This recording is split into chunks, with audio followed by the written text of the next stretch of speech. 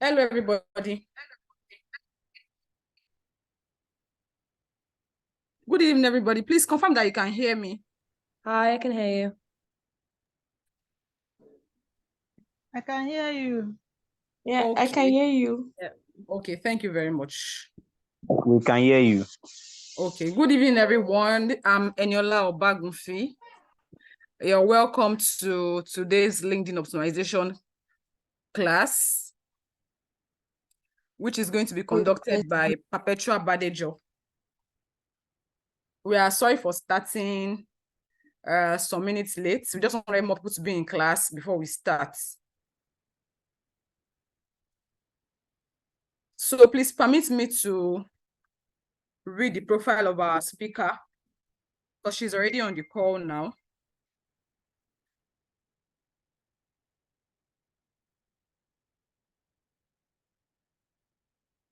Sorry, please give me 1 minute.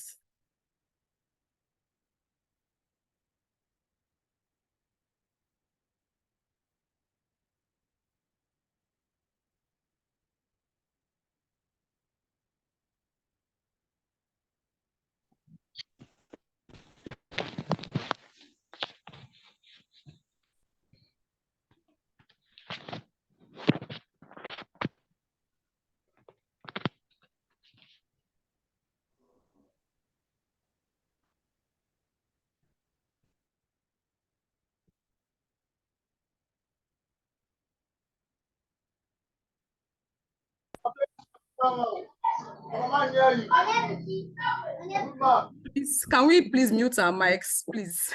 Because recording has already started. Okay, everybody, please permit me to read Perpetual's profile. I read. Perpetual is a first-class graduate of accounting. She's also a chartered accountant, and she's an associate of the Chartered Institute of Taxation. She's one person who is very passionate about what she does and who is constantly seeking ways of improving herself. Over the course of her career journey, she has had the opportunity of working in the capacity of an accounting and tax resource person for the finance departments of different organizations in different industries. This has given her the rare privilege of seeking firsthand how accounting and taxation are being done in these industries. Industries like manufacturing, that's FMCG, oil and gas servicing, logistics, education, and fintech. She also has a good knowledge of a number of accounting softwares like Oracle, Sage, Peachtree, QuickBooks, and also very conversant with financial modeling and analysis. When she's not in the finance department of the company where she works, she's somewhere either taking up one of the numerous courses she has or reading up and trying to come up with value-adding content for our community. I guess our community here on LinkedIn. And also in her free time, she organizes trainings for people on how to gain visibility on LinkedIn. And she also serves as tutor for a number of accounting and tax-related courses. She is also open to collaboration and services on the above areas. I thought to put that in. In as much she likes to think of herself as an introvert, she actually has been doing really great as a speaker in a number of public events where she has graced. And she's also an aspiring speaker. And also you can invite her for any of your events in any areas of her specialty. Please, let's make welcome Perpetua Badejo. We are speaking of LinkedIn optimization here, and she has over 19,000 followers on LinkedIn. Please make welcome Perpetua Badejo. Please, let me see your welcome emoji in the chat box. If you don't put enough, she will not start to, please. Oh yeah, let me start seeing your welcome emoji, please. Our welcome emoji, please. Let's put them in the chat box. Let her feel our warm welcome. I hope you can all hear me. Thank you. I've started seeing a welcome emoji. Please, let's drop them. Let's drop them. Let's drop them.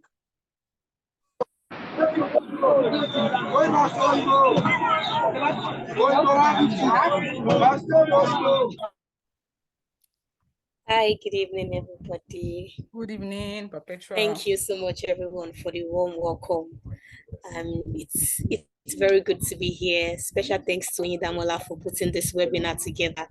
Okay, like you guys already know, if you're just coming across me for the first time, my name is Perpetual Badejo, right? I am your coach for today, and then I'll be sharing with you strategies that helped me, how I was able to gain visibility on LinkedIn, how I moved from 0 followers to 19,000 followers in less than 12 months. So yeah, this is Perpetua here with you. So like I always do in all my classes, the first thing I always ask people is, what are your expectations from this class?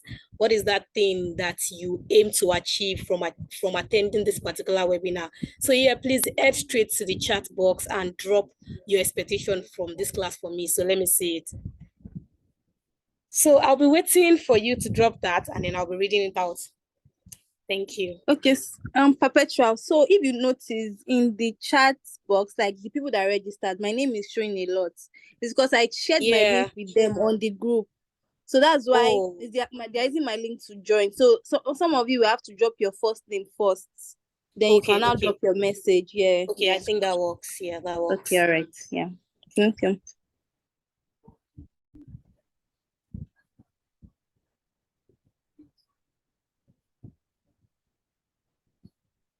Okay, so please, I'm waiting. Who is going to start? Okay, so one coach, Chiri said, how to post on LinkedIn and gain visibility on LinkedIn.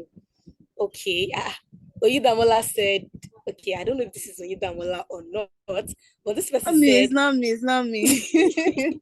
Because I wanted to ask that, what more do you want? I mean, come on now. Okay, so this person said, my expectation is more followers. Okay. This other person said, Peace Ebere said, to be able to prepare CV from scratch. I think that was covered in yesterday's course, so you might have to ask for the recording. Then Lanre Akombi said, how to optimize my LinkedIn page. Okay, that's good. So please, let's keep it coming. I mean, by 17:15, by 5:15, I'm going to stop reading out the expectations. Okay, so my expectations are how to structure a LinkedIn account detail and gain follower. Okay. All right. So please let's drop it. Let's drop it in the chat box.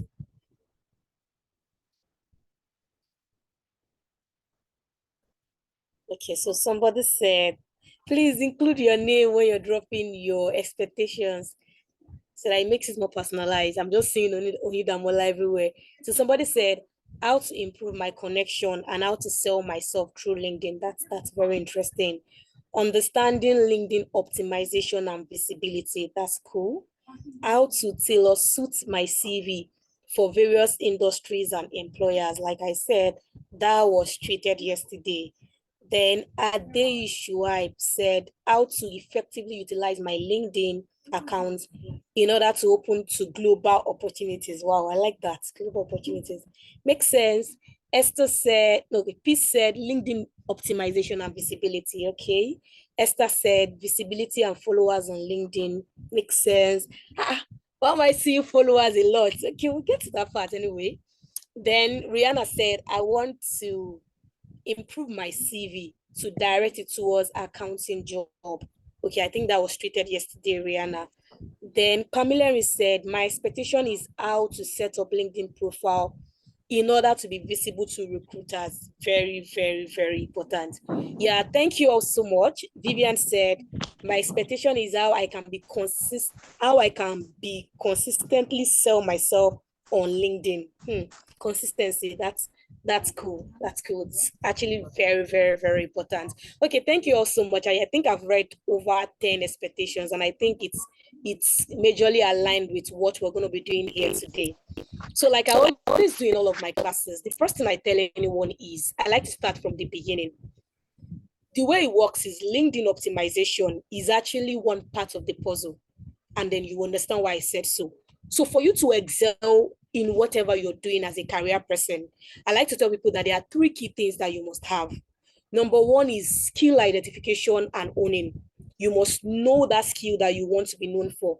If you hear the name Perpetual Badejo, I think a number of people what will come to your mind is, oh, that tax lady, or oh, that LinkedIn coach, or oh, that tutor, or oh, that accounting girl, right? Those are the skills that people should know you with. You should have a particular skill and then own that skill. That's the first step to being successful as anything. Then the second thing is branding. And I feel like a lot of people ignore this part. They pay so much attention to what's it called, to skill identification and owning, right? Perfecting their skills, but they pay little to no attention to personal branding, right? I mean, I like to use myself as an example, and I was in this trap before. So like the moderator said, I finished with a first class in school, right? And then when I finished school, I had this mindset that, I mean, because I finished with the first class, immediately I just go to LinkedIn and put it there, first class accounting. People will start jumping at me with jobs and everything. But that was not correct. I mean, I was on LinkedIn I joined LinkedIn in 2019. Up until this year, like early this year, when I started intentional about my LinkedIn, no single person ever came to my DM to poach me for any job, despite graduating with the first class and putting it on my bio. And I realized that now, looking back at everything, I realized that the reason for that is because I actually did not do anything about personal branding. I was all about the book, reading, taking courses and all of that, but I paid little to no attention to personal branding. And I feel like a lot of people are in that shoe as well.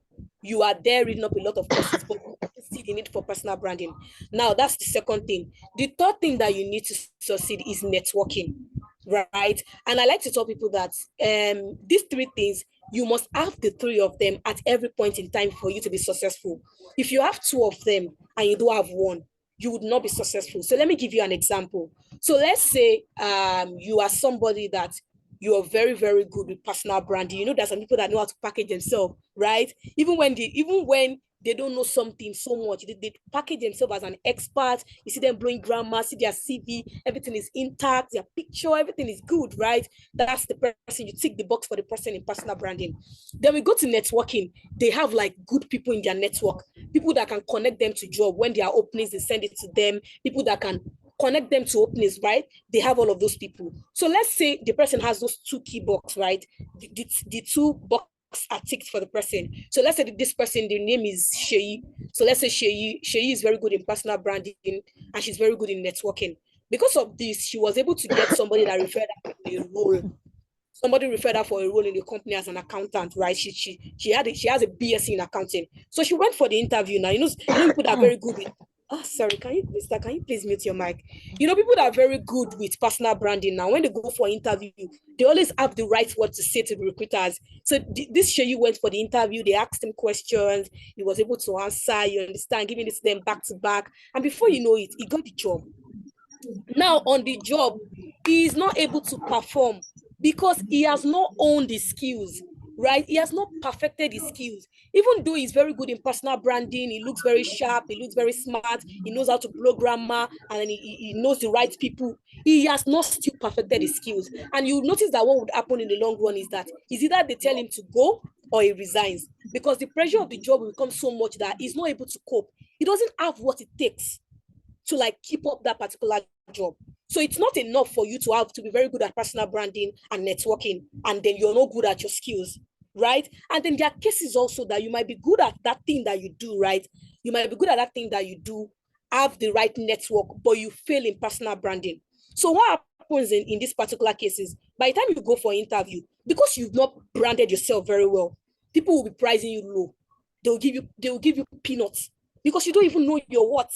I mean, I like to use it. I always like to use this particular scene, this particular example. If you're a lady on this call, I think you know this particular person on LinkedIn, Sienna Empire or CEO Lumini, right? They are like top fashion designers, and they are priced so high. When I look at Sienna, for instance, what I see is she's very, very good at her craft.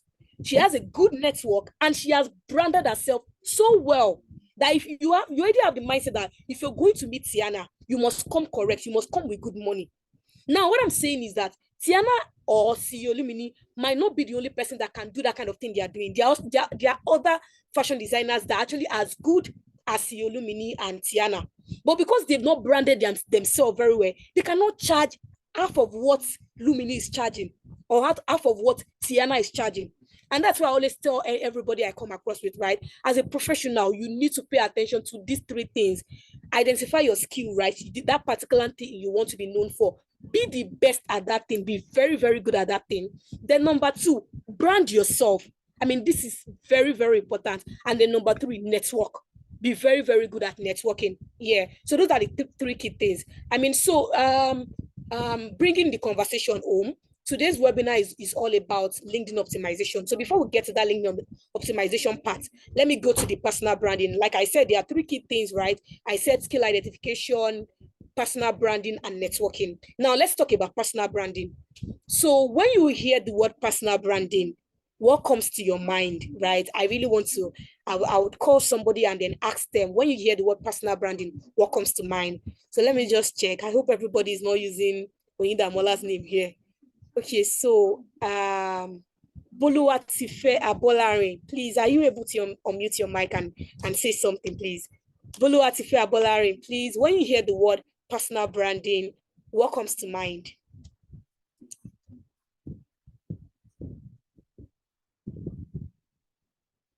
Boluwatife, I know you can hear me. I don't know why you are just ghosting me. Okay, you've unmuted your mic. That's the first step. Okay, are you trying to say something? Hello, can you hear me? I can hear you. Ah, thank God. Yeah, I can hear you. So Yes, I was asking, okay, you have the floor, please. When you hear the word personal branding, what comes to mind?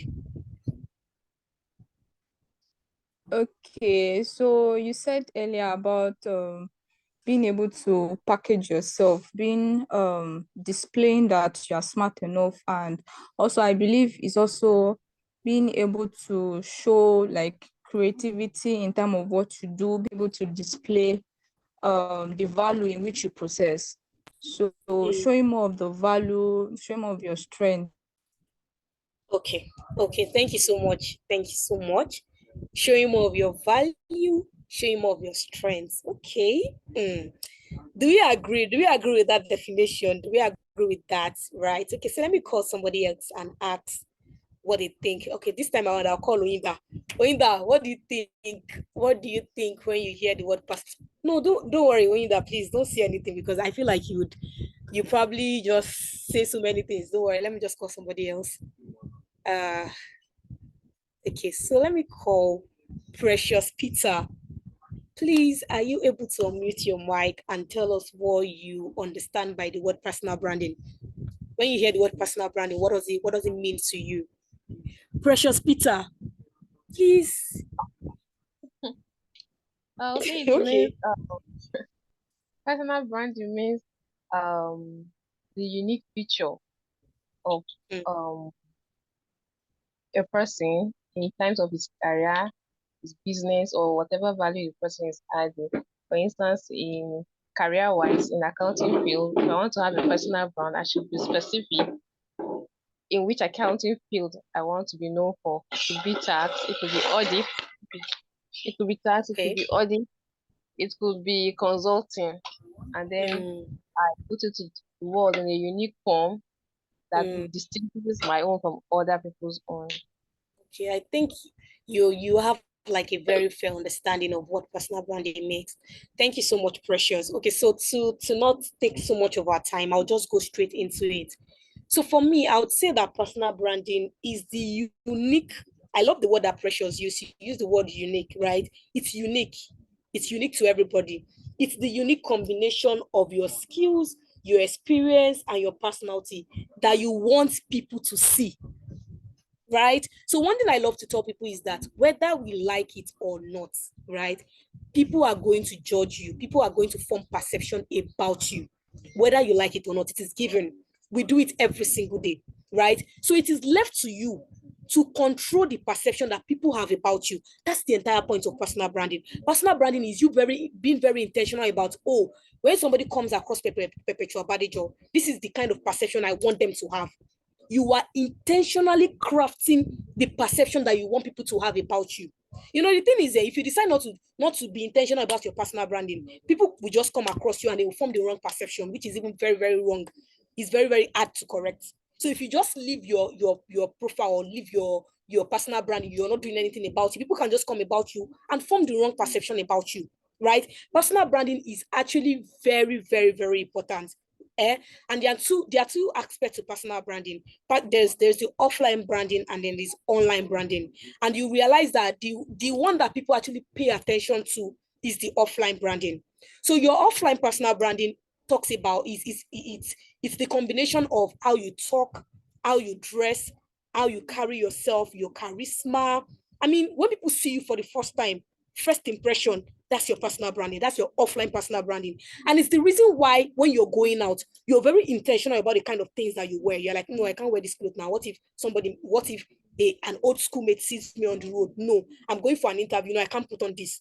No, this is how I need to talk. I'm going for an interview. No, this is how I need to relate. I'm going for an event. You're very, very intentional about that because you know that people will definitely form a perception about you just by mere looking at you. I mean, there are scenarios where I think we can all relate to a time where you go to the bank and then everybody's on the queue. Like, I think we can all relate to a time where we go for, what's it called? You go to the bank, everyone is on the queue hustling, right? And then this man comes in. And then the security is like, oh, sir, please, can I get you a seat? Can you sit here? Now, look at something. This man has not opened his mouth to say anything. But because of how he dressed, the security guy already formed a perception about him that, no, this has to be a very important person just by dressing, right? Most time he has not even met the person before. Sometimes when people have not met you before, just by how you look, how you dress, how you walk, they already form a perception about you. They're like, I beg, this one is just one small girl. I beg, go and join the queue. And then the other man wearing a very clean suit, clean shave, you know, the way he carried himself. Hi, good morning. And then, oh, sorry, sir, please, can you find somewhere to sit?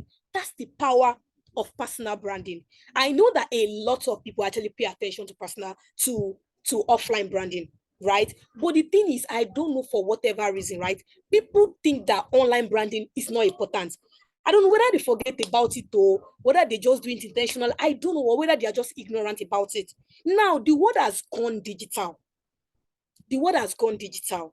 If somebody hears your name for the first time, they will not think about, how can I meet up with Oyinda and see how she looks so that I can know the kind of person Oyinda is. No, the next thing they want to do is go on social media platform and search up Oyinda so they can form a perception about Oyinda. I'm sure when you heard that Perpetual Body, if you've never heard about me before and you heard that I'm going to be like a coach in this webinar, you'd have gone to my profile just to look through and be like, okay, who is this girl? Just to form a perception about me. We do it every single time. So I don't know the reason why you as a person would not pay attention to your online branding. This day, the world has gone digital. Everybody is online, right? I mean, there are a lot of times that you might not even see somebody for one full year. If they want to form a perception about you, if they want to know more about you, everything is going to be based on your online profile. Let me tell you guys a short story. So I'm an accountant, right? So there was this day that I had like a payment instruction. I wanted to go and sign with my MD. So now I got into the office and I realized that he was on a call. So he signaled for me to enter. So I was just there standing, and then he was having a call with the HR.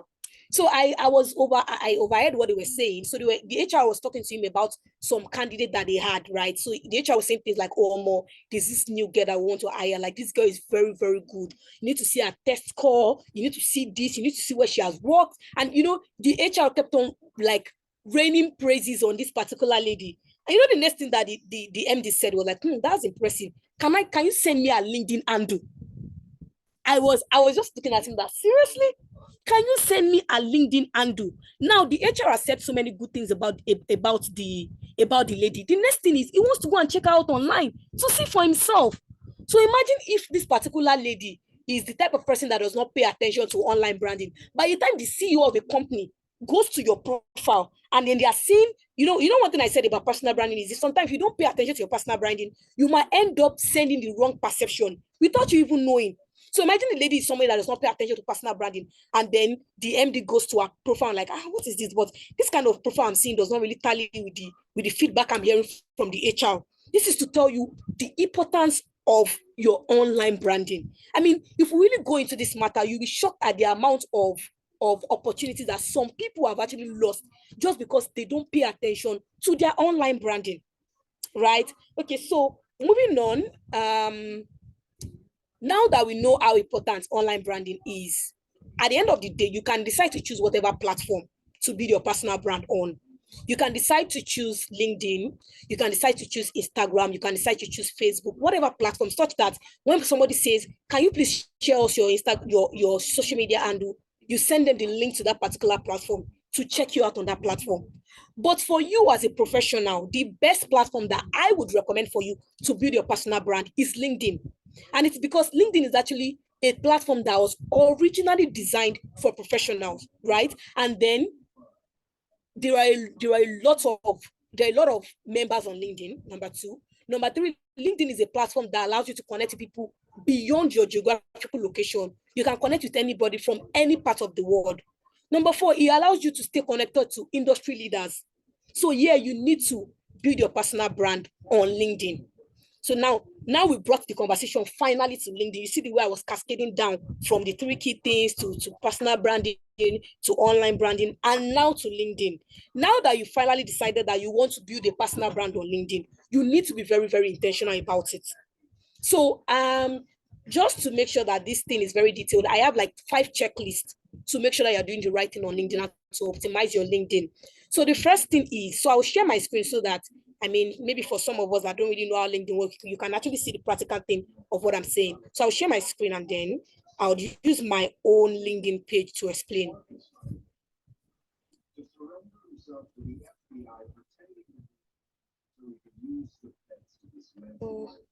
Please let me know when you can see my screen.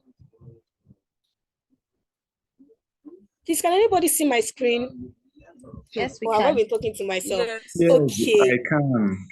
Okay, so the first one is your profile picture on LinkedIn. I mean, there are 5 key checklists to make sure that your LinkedIn is optimized. The first thing is your profile picture. People would always judge a book by its cover. It is given. I mean, people would say, I mean, it doesn't matter how this particular person looks. People would always judge you by how you look.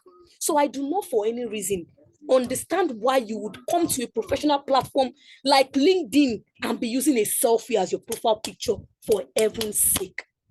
A selfie in this age, a selfie with one funny looking background. This is not Facebook, for heaven's sake. This is not Instagram. If you want to be pouting and be showing your fine nails and things like that, you go to platforms like Instagram, like Facebook to show your lifestyle. This is LinkedIn. It is as, like, think about LinkedIn as if you are as if you have an interview, right? The way you want to appear in an interview. Just assume this is an online interview and they need to check. You know, people say that your LinkedIn is your online CV. It's the first thing that sometimes some recruiters would even check before they reach out to you. So number one, for heaven's sake, I don't see any reason why you should be using a selfie, a funny looking selfie on LinkedIn. Go and get a professional headshot. It is not expensive to get a professional headshot. With as low as 5,000 naira, you can get a professional headshot.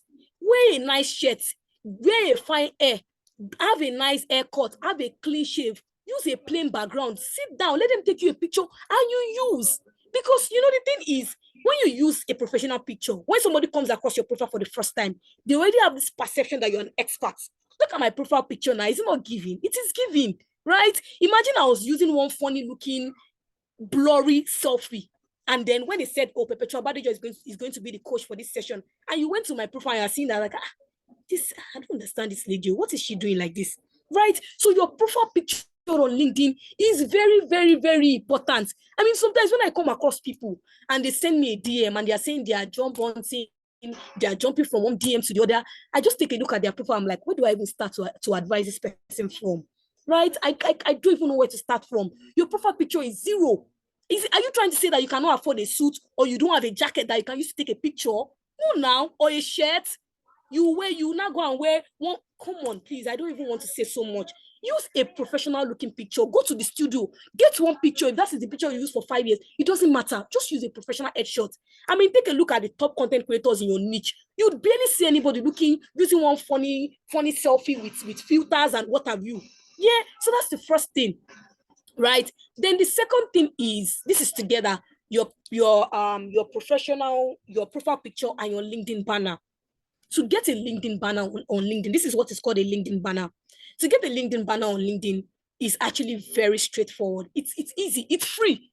There is an app that you can use. It's called Canva, right? If in case you need it, in case I have a video on how to get a LinkedIn banner on Canva. So in case you need it, you just have to reach out to me on WhatsApp and then I'll share the link or something with you. Yeah. So there's a video, there's an application that you can use to get your LinkedIn banner for free. You know, the thing that this LinkedIn banner does for your profile is it gives you this kind of professional look. Like I said, we are trying to manage the kind of perception that people have about us. So the little things matters. You might think that it doesn't matter. Well, what is the usefulness of a banner? Well, what is the usefulness of having a professional headshot? Let me just use that picture that I have, Jerry. I cannot kill myself. You know, all the plenty excuses that you hear from people. But come on, you're trying to control the perception that people have about it, about you. These little things are what people use to draw a perception, draw a conclusion about the kind of person that you are. But I'm sure if you went to my profile, you saw my profile picture, you saw the banner, you're like, okay, I think this girl is like one kind of professional spray girl, you understand? Yeah, so it's very, very important. Get a clean professional headshot and get a LinkedIn banner for heaven's sake. I mean, in less than 10 minutes, you can get a LinkedIn banner for free. You need to start paying attention to these little things. So moving on to the next one, that's the first checklist, right? Your profile picture and your banner. Make sure that is done. The second thing,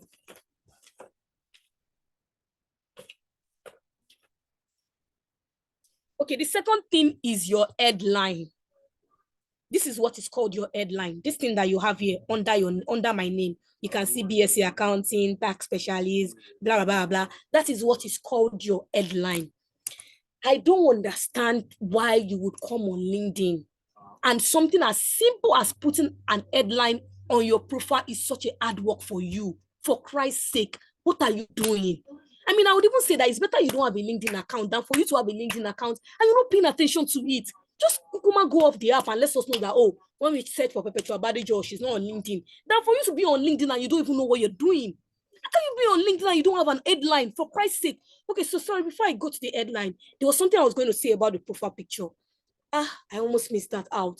If you have a profile picture on LinkedIn, I beg you in the name of God, remove that open to work banner on your profile picture. That is the easiest way to remain unemployed.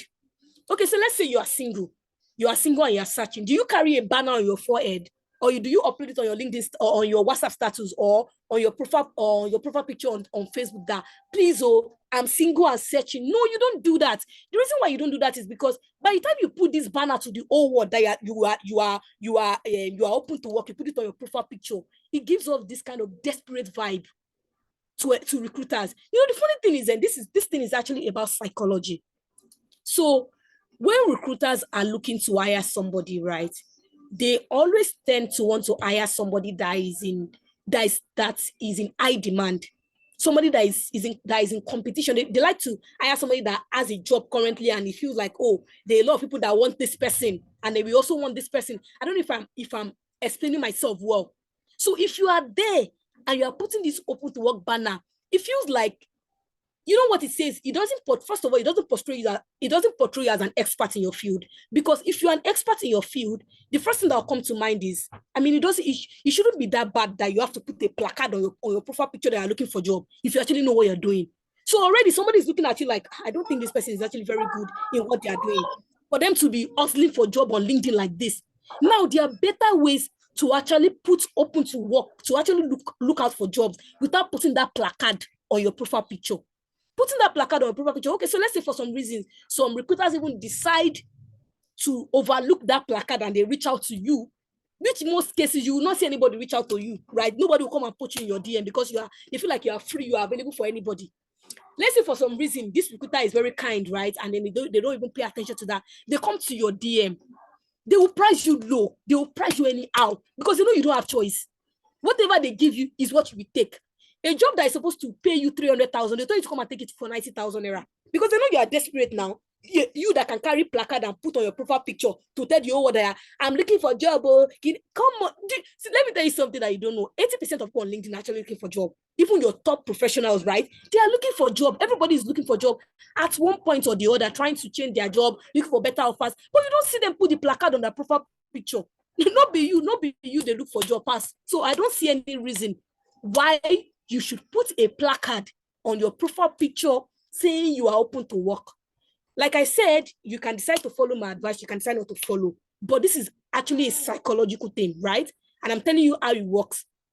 If you're open to work, you can actually set a job alert on LinkedIn such that whenever there is an opening for those kind of job, you will get a prompt on your email, get a push notification that there is an opening for accountant, and you can easily and quietly go and apply. Number two, by the time you put that open to work placard on your profile picture, right? Anything you are doing on LinkedIn, nobody pays you any attention. Everybody thinks that you are doing whatever you are doing because you are looking for a job. They see you as desperate. By the time you start creating content, they will not even pay you attention. You come to somebody's DM, they're like, who is this one? This desperate girl, this desperate boy. You create content, you spend hours pouring your heart and your mind into this particular content. People just scroll and pass. Who is this one? We know them. It's when they're looking for a job, they'll try to be forming scholar that they are not. Do you understand? So please, you can actually still get a job without putting the open to work banner. I actually feel like it's counterproductive when you put that open to work banner on your profile. So yeah, moving on to the headline, like I was saying, your headline should give a summary into what you're all about. If people are still coming to your profile and sending you a DM that, oh, please, what do you do? What are you into? It means that you don't even know what you're doing on LinkedIn to start with. Because the way my profile is, I don't know, there's nobody that will go through my profile right now that would not have an idea into what Perpetual Manager is all about. I mean, if after you've gone through my profile, then you come to my DM and you're asking me that, I Perpetual, please, what are you into? Can you give me a brief of what you're... I'll be like, are you serious at all? Most times I'll just ask, did you check my profile? Or you're coming to ask me, where do you work? Everything is on my profile. So if people are still coming to ask you what you do on LinkedIn, it's probably because you haven't optimized your LinkedIn. So let me get to the headline part. How can you be on LinkedIn and you don't have an headline? Am I supposed to come to your profile and start guessing what you're all about or what you do? Because I don't understand. It's very easy.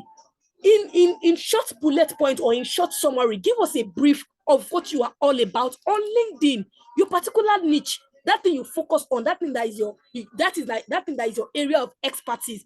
Put it there, right? Your selling points, your key selling points, put it there. So like me, I have BSc accounting, first class honors, right? I'm a tax specialist, right? I mean, that's my niche on LinkedIn. I put it there.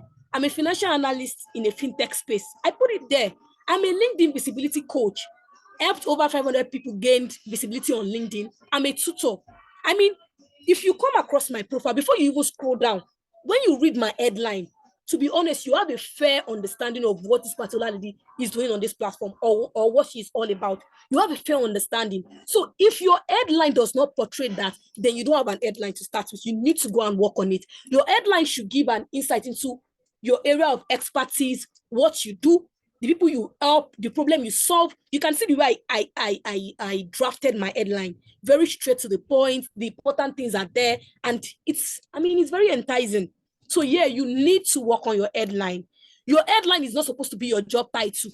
You can, okay, so because I'm a financial and tax accountant at Zone, am I not supposed to come to my headline and put financial and tax accountant at Zone? So aside financial and tax accountant at Zone, is that the only thing that my career is all about? So if I lose my job today, there's nothing peculiar to me. Come on now. Is it that we are lazy sometimes, or is it that we are ignorant about these things? So please go to your LinkedIn, remove the open to work banner first of all. Use a professional headshot, put a LinkedIn banner, and put an headline for crying out loud. So thank you. Now we've spoken about the two checklists. We've spoken about professional picture and banner. We've spoken about headline. Then the next thing we want to talk about is your about section. So the section on LinkedIn, well, as you can see on my profile, this is my profile picture. This is my banner. Then there's another thing I want to talk about quickly before I go to the about section, which is your name, the arrangement of your name. Sorry, give me a minute. It's raining here.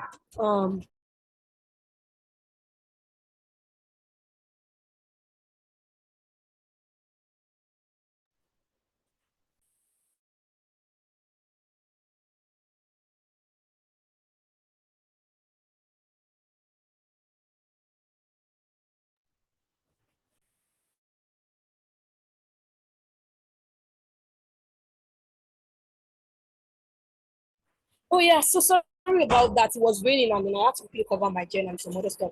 All right, so back to what I was saying. your name on LinkedIn. You know, like I said, if you're saying you're a professional, you're an expert, you need to pay attention to even the littlest of detail, right? The little things matter. Your name arrangement on LinkedIn, your name arrangement should be your first name and your surname. I mean, me, generally, I'll tell people, because I have like people that I coach on LinkedIn. I will tell them that, see, you don't need to have 3 names on LinkedIn. Your first name and your last name is enough. There's nothing like, you don't have to have Perpetua and Oluwapo Badejo. Come on now. Perpetua Badejo is enough, right? Your first name. So the right way to arrange your name on LinkedIn is your first name first before your surname. It should not be Badejo Perpetua. It should be Perpetual Badejo. Your name first, then your surname. Because most times when people come across your name or your profile on LinkedIn and they want to send you a message, they'll just come and say, "I Perpetua," because they assume that you understand that the first name on your profile is your first name, not your surname. You know, we Nigerians, we normally arrange our name is you start with your surname, your middle name, and then your last name or something like that, right? But the way it should be on LinkedIn is your first name and your surname. So let's take note of that. If you have your name arranged the wrong way, go and rearrange it. Or if you have like 3 names on LinkedIn, I don't think, to be honest, I don't feel like there's a need to have 3 names on LinkedIn. Your first name and last name is good enough.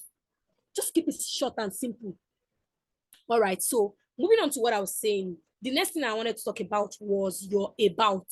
So your headline is actually for key searchable words.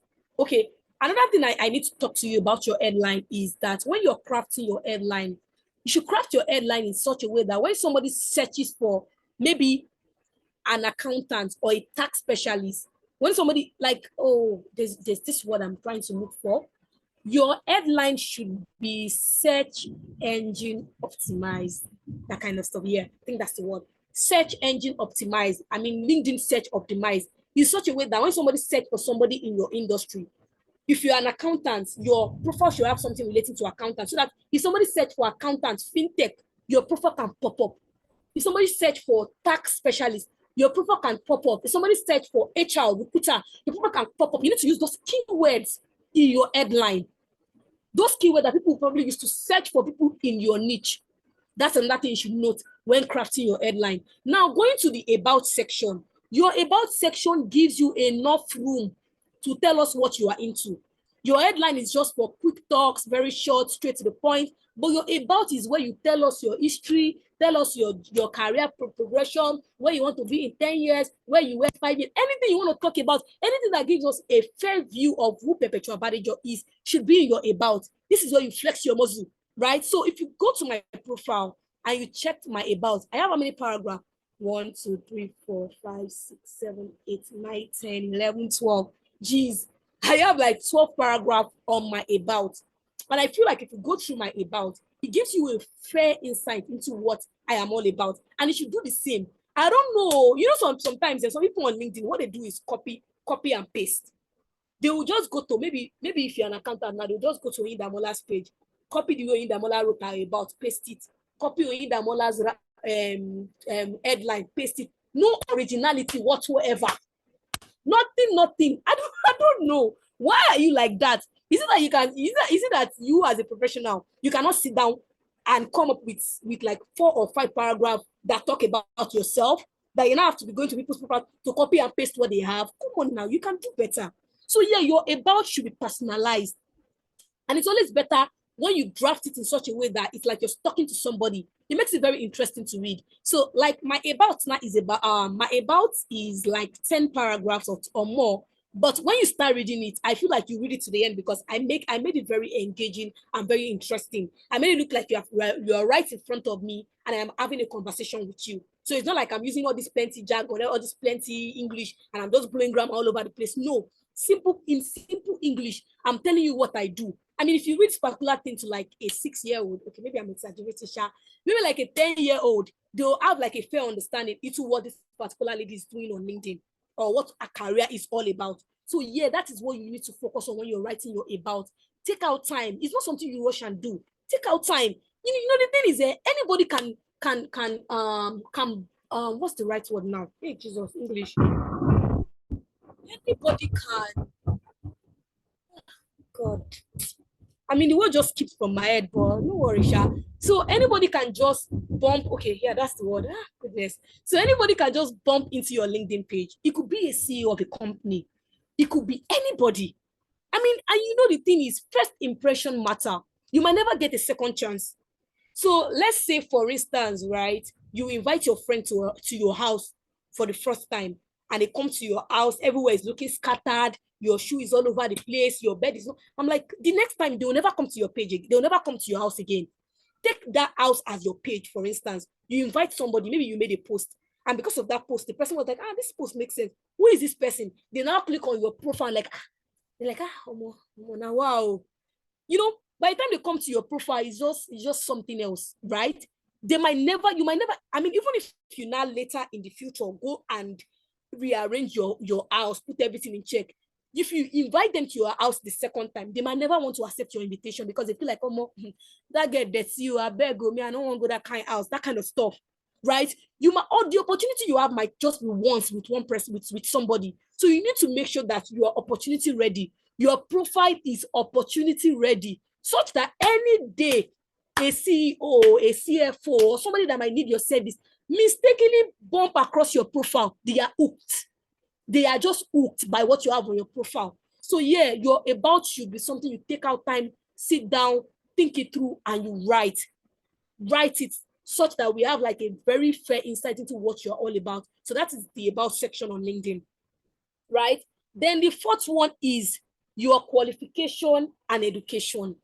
You know, goodness, I've seen things on LinkedIn. You know, when people come to me and they're like, okay, come and be my coach, or come and be my mentor, or come and be this, or come and be that. And I said, okay, no problem. Let me first of all go through your profile. And I'm like, sorry, I thought, are you a chartered accountant? They're like, yes, I'm a chartered accountant. I'm like, okay, why don't you have it in your education? Why is it not there? Why is it not there? Why? You will finish a professional course that makes you look like an expert in your field. You went for a training, like a 6-month training, you got a certification.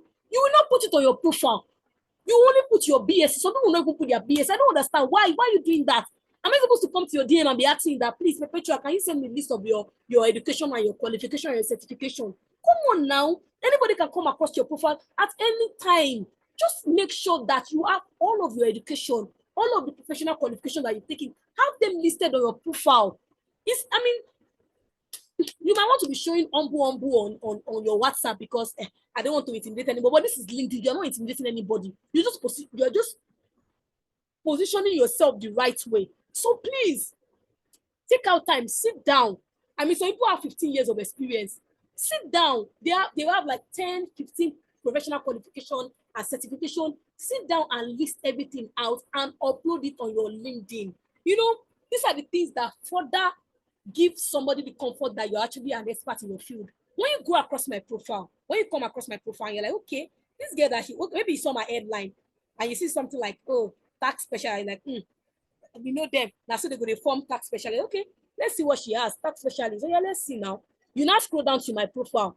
You saw that I have CIT and like, okay. You saw that I have ICANN. You scroll down again.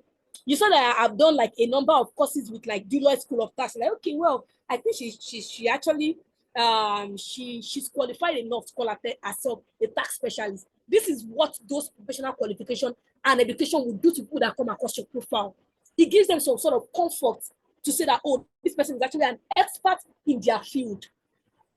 You cannot come from nowhere and just say you are a tax expert now. There must be evidence. There must be something. Is it that you are either calling yourself a tax expert because of your experience or because of the certification? You can't just wake up one day and come and say you're a tax expert. From where to where now? People want to ask that, okay, what is the reason why you're calling yourself a tax expert? What gives you that name? What gives you that right to say you're a tax expert? And it is through your experience and your education and your professional certification. And if you're somebody, right, that you think, if you're somebody on this call, and then the only thing that you have for your education right now, honestly, is your BSc, then you need to do better. Take a number of short courses. Take LinkedIn courses. There are a lot of free courses you could take online. Just take this thing to boost your expertise in your field. Even if you have to pay a token, I mean, knowledge is not always free, right? Pay a token to just get these courses. Improve your knowledge. Be up to date. Just do these things, right? So yeah, that about your education and your professional certification. Make sure that every single one of them is listed on your LinkedIn. So I've said before, that's the fourth thing I said. Then the last thing is your work experience. Please, I'm on my news for heaven's sake. Why will you have 20 years of experience or 15 years of experience and you cannot put it on your LinkedIn? You are very lazy. You will just put maybe the last 2 places that you work and then that's all. That is all. You know, sometimes when people come to your profile and they want to hire you because of the experience that you have. I mean, there are companies that for some reason they really don't care so much about certification. All they care about is experience. So they're looking out to hire an head of accounts, and then they come across your profile. Maybe you made a content and they click on your profile, and then in reality you have 15 years experience, but based on your profile, you're showing that you've only worked in 2 places, 2 years here and 3 years here, 5 years. But they were looking for somebody with over 10 years of experience, and the only way for them to know is by the experience that you have listed on your profile now. They cannot be going into everybody's DM and be asking that, madam, please, we notice that you have 3 years experience on your profile. Is it actually 3 or you have more somewhere that you kept? They can't be doing that. You need to sit down and list all your experiences on LinkedIn. It's actually very, very important. Where are my experiences? Okay. It's actually very, very important, right? So that's one part. Now, there are some set of people, they understand that it's actually very important to list all your experience on LinkedIn, right? Now, some of them, they are very lazy. What they will do is they'll just come, financial accountant, zone, Shikena, that's what they're writing. Accountant, tax, associate, enkel, Shikena. I'm like, I don't understand. Do I know what zone is all about? Do I know what you're doing in zone? Why are you making me go through a lot of hard work? Why can't you just spell it out there? Okay, you are a financial, see my experience, right? I currently work as a financial and tax accountant at Zone. Imagine I just left it at that. It doesn't really speak so much volume. You don't really have an insight into what a financial and tax accountant do. Especially if you're not an accountant, you might just be an HR person. You don't really have an insight, right? But the right way for you to craft your experience is, first of all, start by explaining, give a brief summary of what that particular company is all about. Because there are people that are looking out to hire somebody that has experience in certain industry. So when they come across your profile, they see financial and tax accountant Zone. Now, I went further to say that Zone is the first African regulated blockchain payment infrastructure company, which aims to connect every monetary store of value. As a financial and tax accountant with this leading fintech company, I am responsible for the following. Just by reading those 2 lines, you already know that Zone is a fintech company, and I am a financial and tax accountant. I did not stop there. I now went ahead to give you like a summary of what I do on a day-to-day basis, so that even if you're not an accountant, you might be the CEO of a company, or you might be anything, and you just want to know what I do. You have like a fair understanding. Now I'm giving you a breakdown of, oh, this is what I do. I do this, I do that, I do this, I do that. I even went ahead to tell you some of the skills that I use where I work. Right? It's actually very, very important, because sometimes recruiters, they are not just particular about your experience. They are particular about, so let's say, accounting is very broad, right? You can be an accountant in a company, and then the only thing that you worry yourself about is like receivables. You might be an accountant in a company, and then the only thing you bother yourself about is payroll. Maybe in your company is the finance department that handles the payroll. You might be an accountant, and the only thing you worry yourself about is financial analysis. When companies are looking to hire accountants, for instance, they might want to hire accountants that are specialty in a particular niche. They might want to hire somebody that does a lot of tax where they are or where they've worked before, because they already have a finance team that has a lot of financial analysts, that have a receivable specialist. They just want somebody that has tax knowledge. So when it comes to your profile and they're going through your job experience, they want to see the breakdown to see, oh, whether you've actually done this particular thing that they're looking out for, whether you've done it where you've worked before. So let's say somebody wants to hire somebody that has experience with like filing of withholding tax, payee, all these indirect taxes, right? And they come through my profile and they are reading through, they're like, okay, she says she's working as a financial and tax accountant. Let's see a breakdown of what she does. They're like, okay, she prepare and maintain tax schedules, withholding tax. Okay, yeah, that's good. That means she has an understanding of what we actually want her to be doing in this particular company, and they reach out to you. So it's important that you take out your time to list the key things, the important things that you're doing in your company. I mean, your achievements. If you're a salesperson, let's say when you join the company, you're able to move revenue from so amount to so amount. List all those achievements. List it there. Those are your selling points. Those are the things that recruiters would always look out for, right? So if you go through my experience, you see accounting and tax.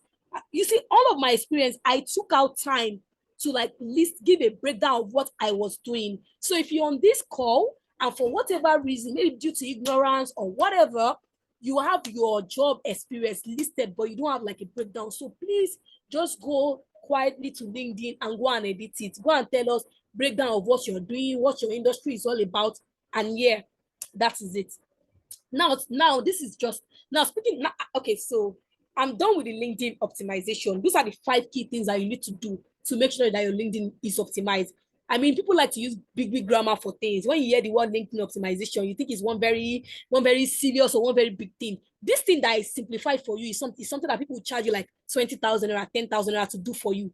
It's not rocket science, really. This is what they will do for you. Help you craft your experience in such a way, write the about for you, draft your headline, prepare a banner for you. Those are the things that they will do for you. That is what LinkedIn optimization is all about. But let me now take it a step further. The mistake a lot of people make is that, let me start from the beginning. When you say you're looking for a job, somebody will tell you that, I go on LinkedIn now. There are a lot of jobs on LinkedIn. So you now, with your ignorance, you don't know. I mean, I was like that too. It's not like I'm trying to yab anybody. I was like that too. In 2019, when I was just fresh out of school, my colleague then at school told me that, Perpetual, they LinkedIn, go and register on LinkedIn. There are a lot of jobs on LinkedIn. And then I quietly went on LinkedIn, registered on LinkedIn, put one funny selfie, and that was it. That was all. And then I put BSc account in first class. And that was all I had on my LinkedIn for like a whole lot of years. And I was nobody was reaching out to me on LinkedIn, right? So when people tell you that go on LinkedIn, there are a lot of things that, when you see people sharing their result on LinkedIn, you see someone that comes on LinkedIn that tell you that, ever since I joined LinkedIn, recruiters have been chasing me back to back. Sometimes these experiences, you find it very unbelievable, because this is a girl that joined LinkedIn 6 months ago, and she's telling me that recruiters are chasing her everywhere. She's getting jobs over left, right, and center. And then there is you that has been on LinkedIn for like 3-4 years. First of all, LinkedIn, to get result on LinkedIn is not a matter of how long you've been on the platform. It's a matter of what you're doing on the platform. A lot of people are on LinkedIn, they don't know what they are doing. Sorry to say, they really do not know what they are doing, to be honest. So now, your friend has told you that to get a job, come on LinkedIn. You've registered on LinkedIn, and then you are just there, just jumping from people's DM to the other. Man, good evening, ma, please. I'm looking for a job as an accountant. If you have a job, please reach out to me. Good evening, sir. You're just, I don't know, that's what you're doing. I mean, that was the strategy that they told you, but it's not giving you results. So now you've heard Oyindamola tell you that there's something called LinkedIn optimization, and then for you to excel on LinkedIn, you need to optimize your bio, which is actually very, very correct. But I'm here to tell you that that is just one aspect of the puzzle. Optimizing your LinkedIn will still not get you a job. It will still not make recruiters to come to your DM and come and be poaching you. You understand? It's just one puzzle. Like I said earlier, when I was starting, I said that there are three key things, and you need to have the 3 of them to succeed. The same thing with LinkedIn. LinkedIn optimization is just one part of the things that you need to succeed on LinkedIn. So I'm sorry, even when you are done optimizing your bio, you might still not start getting results on LinkedIn. You know why? Because the thing is, let's say, I like to use real life scenario. Let's say you rented an apartment and you spent millions furnishing that apartment. I mean, that apartment is so on point, TV, the couch, the bed, everything, the decor, everything is so fine, it's so on point. I mean, but then if nobody comes to your house, would anybody actually see that your house is fine? The answer is no. It's only people that come to your house that will hail you and say, you tried, that your house makes sense, die. It's only people that come to your house that will go and tell other people that, if you go to Perpetual house, you find die, that kind of stuff. If nobody comes to your house, nobody would know that your house is beautiful. And that's the same thing with LinkedIn. You might have a good LinkedIn profile, well-optimized LinkedIn profile, but you need to be doing something to draw people to that LinkedIn profile. Having a LinkedIn optimized profile is not enough. You need to create content. You need to constantly show up on LinkedIn. And when you hear the word constantly show up on LinkedIn, it's not by waking up on Monday morning, opening your LinkedIn, liking posts, commenting, thanks for sharing. Oh, this is so insightful. That is not how you will get results on LinkedIn, my dear sister and brothers. You need to do more. Like I said, okay, not like I said, because I've not said it here, right? Like I always say, right? There is no silent expert. If you're saying that you're very good at this particular thing, then you must constantly talk about it.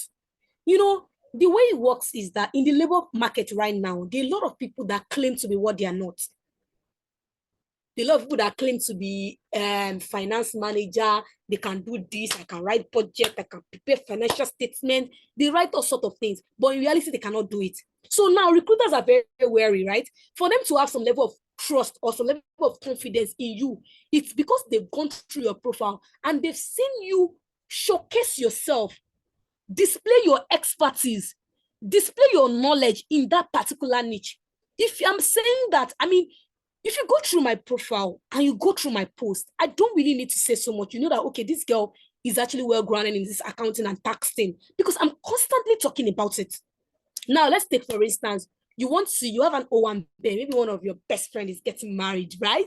And then you are part of the Ashebi girls. You bought Ashebi for like 100K and you need to get somebody to sew that Ashebi for you. Now, in your area, there are 2 tailors in your area. There is one tailor that has a very fine shop. I mean, the 2 of them have fine shops, right? Their shop is very fine. The machine is, everything is looking fine, peng. And then there is another, okay, so the first tailor A, just has a fine shop. He never showcases what he does. It's just a fine shop and all. I mean, the dummy in front of his shop is always blank from January to December. There's nothing like him hanging a jacket that he just made, hanging a jumpsuit that he just made, hanging a O1 bed dress that he made for somebody. There's nothing like that. And then there's tailor B that every single time you pass a shop, you're always seeing maybe there's a gown that she just made that she's displaying. You're already seeing a jumpsuit. You are seeing there are different things that you've seen, like confirming her expertise. Now you've bought an Ashebi of 300,000 and you want to give it to any of the two tailors. Which of them are you going to give it to? Is it tailor A that you're not so sure of her expertise? Even though she has a good shop, she has a fine shop, and she has she has like apprentices in the shop. And then there's tailor B too that has apprentices, that has a fine shop. But over the years, you have seen her consistently show you what she's capable of doing. You've seen like over 10 Ashebi that she has displayed, right? You are very comfortable with her, this woman sabi. All these things where she display every time, she sabi. If you want to give somebody the clothes, who are you going to give your clothes to? I mean, the answer is very simple. It is tailor B you give your clothes to. Why? Because tailor B has showed you over the years that she's actually very, very good at what she does. She has gained your trust. She has gained your trust over the years just by displaying her work. I mean, the thing is, you are noticing it all, but you might not patronize her today. But the day you have a need for a tailor, she's the person you will run and go and give your clothes to. That's the same way it works on LinkedIn. When it looks like you're creating content on LinkedIn, when it looks like you're showing up on LinkedIn, right? And it looks like nobody is seeing you. Sometimes people are actually seeing you and they are taking notice of you. The day there will be a need for somebody in your niche, you'll be the first person they will reach out to. Because over the years, you have proven that you're very good at this particular thing. You have their trust already. Another thing is, now there are people that, as God will have it, they have their bio optimized. They have they create content on LinkedIn, right? They create content on LinkedIn. But the problem with them is that they don't have direction. Please, can you mute your mic? Is the fact that they don't have direction. Today, they are talking about data analysis. Tomorrow, they are talking about audits. Next tomorrow, they are talking about tax. The following day, they are talking about forensic accounting. They are just all over the place. You cannot pin them to this particular thing. It's the same thing. Imagine the tailor that you saw at your area. Today, you see her, she's doing tailoring. Tomorrow, she's doing mechanic. Sorry. I know this example is not going, it's not giving that thought, but please just manage it like that. Tomorrow she's doing mechanic. Next tomorrow she's selling rice. The other day she's selling this thing. If you need a particular service, you're not so sure about what exactly that lady is doing because she does not have an area of specialist. She's just all over the place on LinkedIn. You shall know she's showing up, but she should know, but she's not making impact. So that's another thing too. You might think you're killing yourself creating content. You might never get results. It's the sad truth because you're not doing it the right way. You're just jumping all over the place. Anywhere belly face. Today they are talking about it, you rush there. Tomorrow cybersecurity, you rush there. What is all that? No particular niche, no direction, nothing. You're just wasting your time creating content, doing nothing. People are seeing you, but then they don't know where to pin you. They want to engage you. They don't know where to engage you. They want to refer you. They don't know what to refer you for. Maybe they want to refer you for tax. They go to your profile. They see that, this woman never talk about tax for the past 10 months. This woman never talk about accounting for the past. The place in data analysis they do now. Okay. The next time they want to refer you to data analysis, they come to your profile. They realize that you've moved on to cybersecurity. They say, oh God, with cybersecurity she's doing now. So yeah, you need to have like a sense of direction. I mean, like I said, LinkedIn optimization is just one part of the puzzle. There are a lot of things that you need to do to actually get result on LinkedIn. I used to tell people that since I became intentional on LinkedIn, I don't think I've gone to apply for any job. Like every single week, there's a recruiter coming to my DM to say, can you do this one for us? Do you want to refer somebody? Do you want to work with us? Why? Because I'm constantly talking about accounting and tax. I'm constantly displaying my expertise. I'm constantly creating content that speaks about that particular thing. So yeah, LinkedIn optimization is just one part of the puzzle. If you like, optimize your bio from now to next year and you don't show up on LinkedIn, nobody will know you. Nobody will come to your DM. Nobody will offer you a job. You just be on your own. And another thing is, if you like create content and be creating content that is just be creating content and miss, today you are all over the place, you will not still get results. If you like create content that makes sense and don't be consistent, you will not still get results. So yeah, there are a lot of things that you need to do to actually get result on LinkedIn. It's beyond LinkedIn optimization. This is just one part. You need to show up. And when you're showing up, you need to show up correct. And then when you're even showing up again, you need to make sure that you're showing up in the front, in the face of the right people. So let's say you have a very good product. Let's say you sell pork, very branded pork. You roast it. The pork is very nice. And you carry it to the north to go and be selling. Nobody will patronize you. Now, it's not because you are not advertising, or it's not because your hard copies are not great. It's not because your product is not nice. It's because you are showing up in front of the right people. You even realize that a lot of people, they create very good content will make sense, They have a particular niche. People know them, more perpetual, she's taxed. But they're not showing up in front of the right people. The right people are not seeing them. So they are not getting anything. And then there's this young girl that just started yesterday. She understands how to show up in front of the right people. It's something called strategic networking. She's networking strategically. She's creating content, everything, and as she understands everything she needs to excel on LinkedIn. And then you see that in 1 month, in 2 months, she's getting results. And then there is you doing what you can do, but not getting results. So yeah, at this point, I will rest my case. I mean, I have a course, right? Is it a course? No, I don't think it's a course. So there's a challenge that I do. It's called 21 Days Content Creation Challenge. And then that's the reason why it's for 21 days, because you cannot teach somebody to get a result on LinkedIn in 1 day. There's more to it. It's broad, it's deep. It's not something you do on one. And LinkedIn, let me also say this, LinkedIn is not something that you come, it's not a place you come to when you're looking for a job. So the moment you get a job, you leave LinkedIn again. My dear, as you lay your bed, so you lie on it. You think me that I've been taking time to build my brand, and then you only come on LinkedIn once in a while, you think we are going to get the same results? Possible. It's not possible, my dear. It's not possible.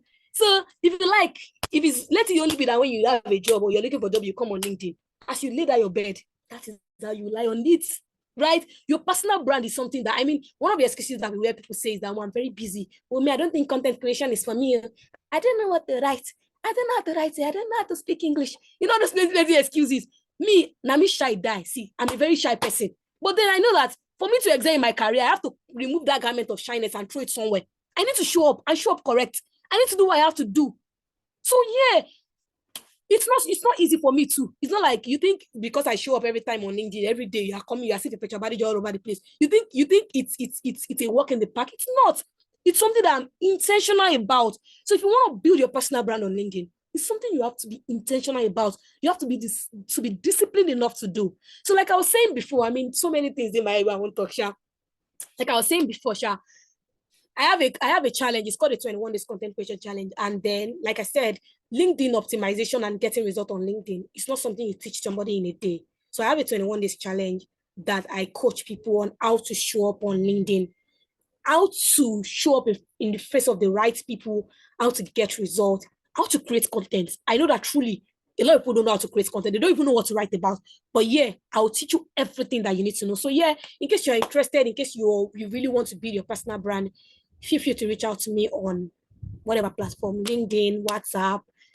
I'm not on Facebook. I'm on Facebook, I beg. My Facebook is just something else. I don't post there. So yeah, you can reach out to me on LinkedIn or on WhatsApp, and then I'll tell you what to do and how to join the challenge. So yeah, thank you all so much. This is where I rest my case and I start taking questions. Why do I have 46? Okay.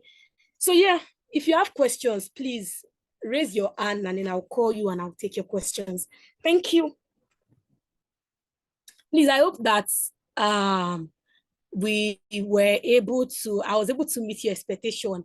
The chat is a lot. I was not even reading the chat. Sorry, I just did talk the group. Now, wow. So nobody has any question. Is it that I'm a good coach or I don't know? Okay.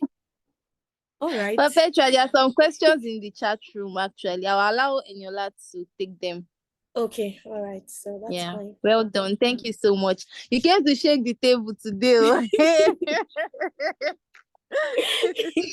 Okay. All right, Eniola, please, can you help us with the questions so that we'll just take them.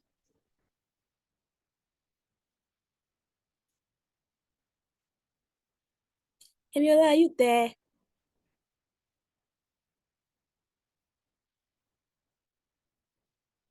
Let me quickly take the question then to help her with that. So I'm seeing a question here that, and I got it that time. Okay. So somebody is asking that is in view. Kindly hold on. Because that question was, okay. All right. Yes. So somebody is asking that what advice can you give to an undergraduate? Is putting in view after the qualifications a good thing to do? And also, as regard the experience, should our side also be included? Okay, so let me start with the latter, right? You said should your side also be included. So if your side is something that is geared towards your career path, then you might want to include it. I can, okay, the way I am Perpetual Badejo, right? I mean, before I started on LinkedIn, I did sell fire for Instagram, I used to cash out on Instagram.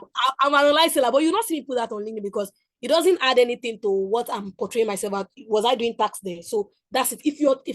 If your side also is something that adds value there, that is synced with your career path, with the niche you're building on LinkedIn, then you can include it. If I was promoting myself as a digital marketer on LinkedIn, then I'll put my experience as an online marketer. I'll put it there on LinkedIn. So your site also, if it is in sync with your career path, with your niche on LinkedIn, then you can put it. If not, I don't really see the need for it. So yeah, that's what I would say. Then the other one, whether you should put in view, right? Is that what we said? Whether you should put in view in front of your certification. Yes. So in view, so this thing is actually very subjective, but I'll tell you my own stand on it. I mean, my answer is not right and it's not wrong. Please don't go and quote me anywhere. I don't have strength for trouble. So yeah, I feel like it is a psychological thing. While some people will say that, oh God, if you don't have this particular thing, you don't have it. If you didn't dare, you didn't dare. Don't come and be stressing us with in view. Don't put it there if you don't have it. Me, I feel like you can still put in view because sometimes, let's say as an accountant, for instance, you have your icon. So, okay, so the thing is, you might not, you know, if you go to my profile, you see Perpetual Badejo, ACA, ACTI, and then FMVA. You might not want to put it in front of your name because you don't have it. But on your headline, you might want to put it, right? You know why? It's because I said it is psychological thing. Sometimes the recruiters are looking for somebody that is qualified, but then you're not qualified, but you're in professional stage. And then they look through your profile. They're like, this guy is good. This guy is good. But this person is not chartered. I think we can still manage. At least in the next 1 or 2 days, this person will be chartered. And they'll reach out to you. That's because they've seen that you're doing the icon. Then there is another person that is doing the icon, but did not show it anywhere on their profile. Such that when recruiters come to their profile, they want a chartered accountant for that role. They are not seeing whether you are in view. Your profile does not say anything about you even doing the icon currently. It's a different thing when you're doing the icon and you are in the process, you're writing the exam. And it's a different thing where we don't even know where you are doing it or you are not. And like I always say, people don't have strength to be jumping into your DM and be asking you plenty questions. They're going to make decisions based on what they see on your profile. So yeah, I think that you should put it there. I can blah blah professional level, or I can in view. Just put it on your headline.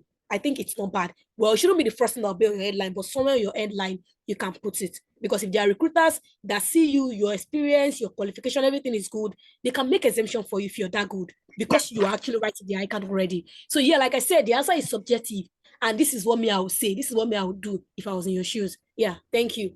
I hope that answers the question. Any other one? Okay, thank you, Perpetual. Somebody else is asking, the questions look similar, but this one is for a qualified chartered accountant. Can I put qualified chartered accountant as as certificates, even if they are yet to be inducted? Okay, yeah. Okay, can you put qualified chartered accountant as certificate? The truth is, you don't have the certificate already, because if you go and put it under your certifications, and then you give some the thing is, and the truth is, for you to have that ACA tag in front of your name, is beyond you finishing your exam. We all know that, right? It means that there are two conditions that you need to satisfy. You have written all of the exams, and you have 3 years, I think 30 months of experience working as an accountant in a particular company or something like that, right? So you writing the exam, does not automatically make you an ACA, an associate member of the Institute of Chartered Accountant. It doesn't. So if you go and put it under your professional qualification and certifications, when you don't have the certificate already, it could be termed as you misleading people. You understand? So you might not want to put it on your certification and qualification because you don't have it yet, but you might put it in your headline or somewhere in your about that, yeah, I have this thing. Or even if you're going to put it on your certification, you state it there categorically that exams completed, are waiting induction. So you won't go and put it there and keep quiet. Then you go for a job interview and they're asking you that, please submit your ICANN certificate, and then that time you're not scratching your head and telling us that, you know what, actually I'm done with the exam, but come on, please. So put all the facts there. And you know what I used to tell people is that the thing is, when you're good, you're good. People will make exemptions for you. You realize at the end of the day, you don't even have to worry about, I've not gotten my certificate, I've not gotten this, I've not gotten that. But the way I like to do my things is, a lot of people come to poach me. And when you come to poach me, I realize that they don't ask so much questions, because everything you need to know about me is on my profile. There's something about me that when I was, I have like 4 years experience, but then it's very tricky, because some people say I don't have 4 years experience because it's not post NYC. All of these things are stated clearly on my CV. They are stated on my profile. It's well explained, so that when you come to my DM, before you come to my DM, you've seen these things and you're comfortable with it. That, okay, well, I know that she was working while she was serving. I'm comfortable with it. I'm comfortable with the fact that this is 4 years for her, and I'll come and engage her. So make sure that all the facts are stated outside, so that whenever anybody comes to your DM, it's straight to business. Nobody is asking you plenty questions, or maybe they are making wrong assumptions. So yeah, that's what I have to say about that. Okay, somebody said, please, can she take a look at some of us LinkedIn page and advise us where they can be improved? Why not? Now I can do it, but for a fee. Come on now. Okay, so yeah, I can actually do that for you when you come and join my 21 days challenge. Those are part of the things that we do for people. One of the key things that I do is LinkedIn optimization. Your profile, your bio will be optimized by force, by fire. Yes, and then I'll check from time to time. I follow up with your growth. So yeah, I might not be, look how many people are on this call. I might not be able to check one-on-one for free. But if you join my challenge, I might be able to do it for you. Or if you don't want to join my challenge, I can do it, but not for free. I'll charge you something to do it for you. So to join my challenge, okay, let me start with somebody that said, you said you will tell us how to do LinkedIn banner on Canva. So I'll drop my phone number here. So it's 081 30 36 97 67. That's my phone number. So usually I only share the video put that in my challenge, but well, for some whatever reason, I'm feeling generous this evening. I'll give it to you. Just come to my DM, save my contact, tell me to save your contact with your name. I'll share the link to that particular video on my status, maybe tomorrow. So if you don't save my contact, you cannot see it. Shikena, that's what I can do for you about that. Then somebody was asking, how do I remove the LinkedIn, the open to work banner banner on my profile. The same way you added it, go to your LinkedIn profile. There's a way there. When you click on your profile, there's a pen there. Click on it. There's a way that I can't remember how exactly, but there's a settings there that will tell you how to remove it because I've never put it. But the same way you were able to add this is the same way you were able to remove it. Just go to your profile picture, somewhere around your profile picture. You should see somewhere there that you can remove it. Then how does it take to be part of the challenge? So the challenge is actually not free. It's 10,000 naira, but it's 5,000 naira for the early birds. The challenge is for 21 days. I mean, there are a number of things that you learn. I can't even start to list it now. There are a lot of people that actually got job offers within this 21 days challenge. So, I mean, I'm not here to promote my challenge, so I'll talk less about it. Let me go to the next thing. But if you're interested in my challenge, that's my phone number. Just send me a message. Then, Damila, thank you for recommending. I see you. Okay. Any other question? I think we've already answered this question. Okay, so someone said for someone who is a recent graduate. Okay, all right, thanks, Onida. For someone who is a recent graduate, how can I write a headline? So you being a graduate, right? There's something I used to say. Being an accountant is not a skill. It's just your education. Accounting is broad, right? So even if you are fresh out of school, you need to sit down and have like a one-on-one with yourself and tell yourself that in this accounting, what part of accounting do I want to pursue? Do I want to pursue a part in audit? Do I want to pursue a part in admin?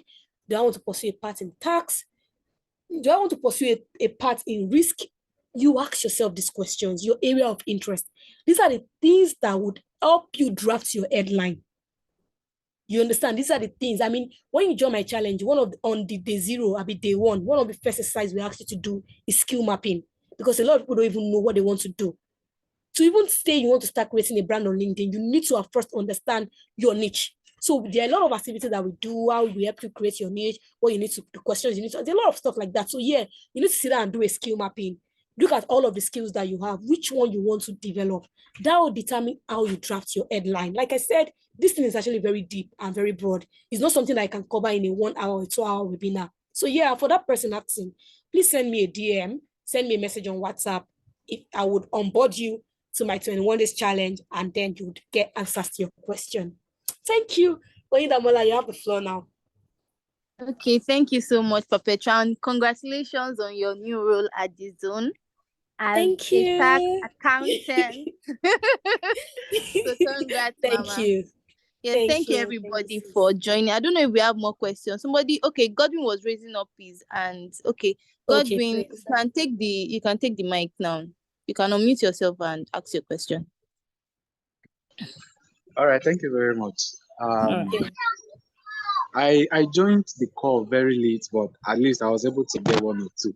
So my question goes to Perpetua. She talked about the fact that while posting on LinkedIn, you should be able to be constant in a particular area where you are always talking about. So there is this person I know, somebody that is very close to me. He's an experienced HR of almost 10 years. He works with an organization as a HR, and he's also working with another organization as a data analyst under customer experience, and he's doing very well in both roles. And if you check his profile on LinkedIn, he stated it clearly that those are the things that he's into, and he constantly posts about these two roles that he's handling, the project that he has done, how well he's doing. Like, he constantly posts about the two positions that he's working in and how far he's going, the things he has been doing, his project, and all of that. So I looked at it and I was like, maybe this is how it should be. If you have more than one specialty, then this is how you should do it. But hearing from Perpetua this evening gave me a different perspective. So I would like to ask again. She has already said it, but with this example now, I would like to ask: is it if you're somebody that you can do more than one thing, or you have the talent or you have the skill to combine a lot of things together. Is it okay for you to do it the way this person I just talked about is doing, or you should stick to one, just like she said? I know Okay. she has already said it earlier, but with this No. present example that I've given now. Thank you so much, Godwin. I mean, I get this question every single time in my challenge. And then what you're making me do, Godwin, is that you're making me give expos that usually is for people that are in my challenge, but all the same. So this is how I like to see it. It's good if you have more than one skills. I mean, this is what a lot of people say. I can do this, I can do that, I can do this, I can do that. But the thing is, for a start on LinkedIn, you need to be known for one thing first, right? Pick a niche first of all. So let me tell you how I did mine. When I started on LinkedIn, I cannot put myself in a box because I know that, like, if you go through my about, I feel like I'm a bundle of talent. There's so many things I'm good at, right? But for a start, because I wanted Perpetual Badejo name to stick in everybody's mind, I needed to align with just one niche for a start. So I started. So that's the thing I said about you not copying somebody's strategy, right? So going back to this, I started creating tax content. If you like, I feel like 70% of the followers I have on LinkedIn followed me because of my tax content. I created a niche for myself in taxation, right?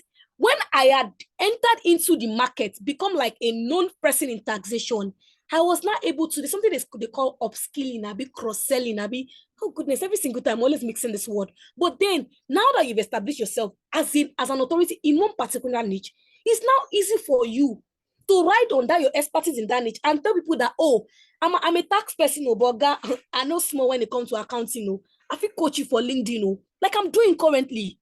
My brand is still all about tax, but you see me, because I cannot talk about only tax because there's so much things that in my head, accounting things I want to share.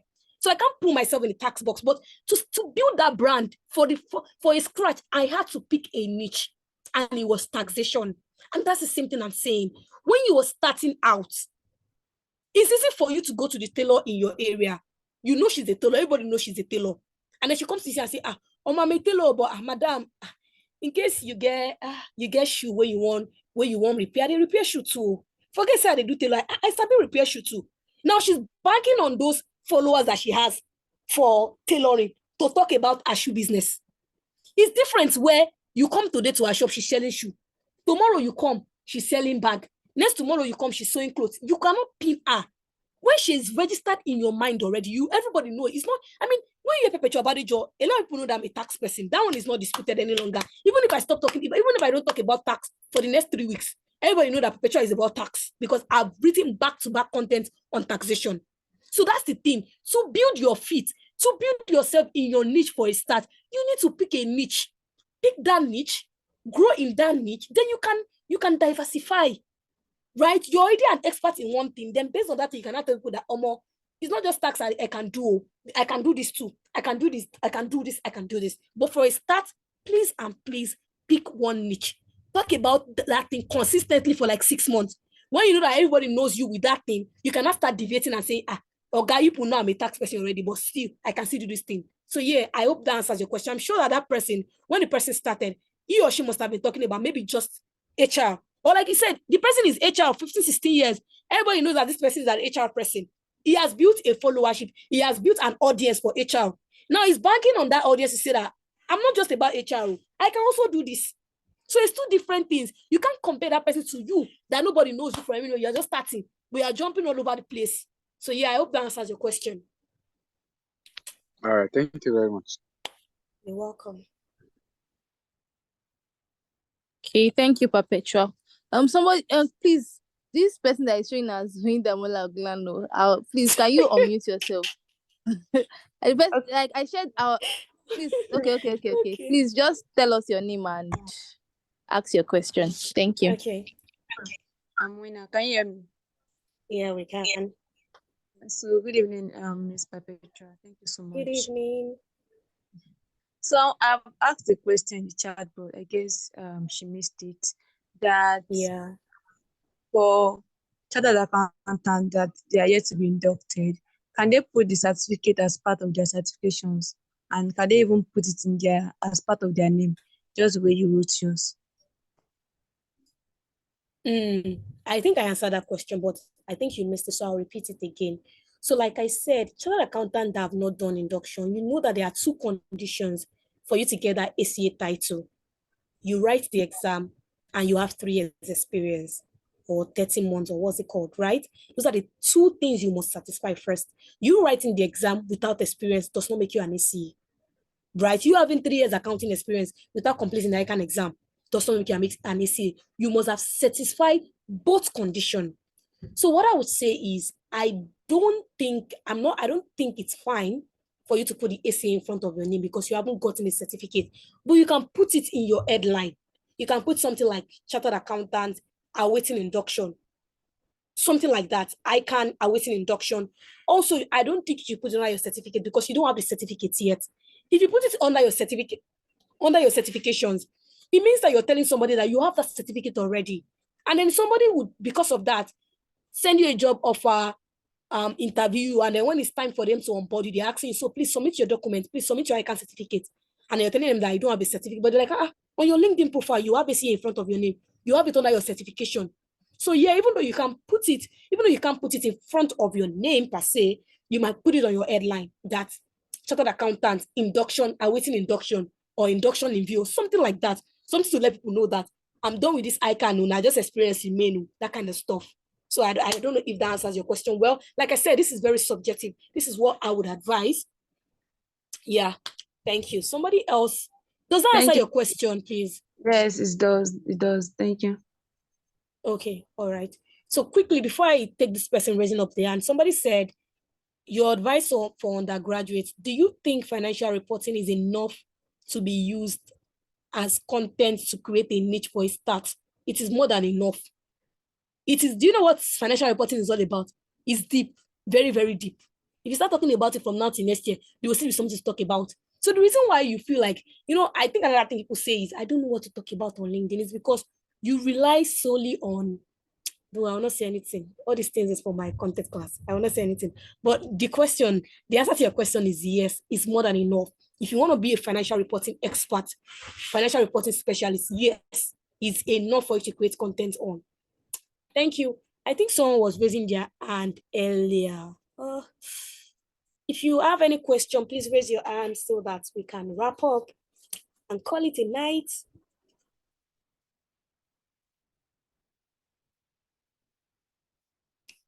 Okay, so I'm going to assume that I've answered all the questions. Please ask your question here. If you come to my WhatsApp, I might not be able to answer your question on my WhatsApp. I'll tell you to join my class. I will not answer. I'll tell you to join my class if you come to my WhatsApp, except the video that I promised. So ask your question here now. So I'll answer it. It's a free webinar. Everything for you. Just ask your question. So yeah, Oyindamola, I'm assuming that nobody asked any other question. How can We have one last question. Hello. Yeah, let's take that as our last question. Okay. How can someone network well on LinkedIn? So me, I don't. Hello, can you hear me? Yes, we can hear you, please. Good evening. Hi, good I've been evening. having issues with my network. That's why I'm unable to ask my question.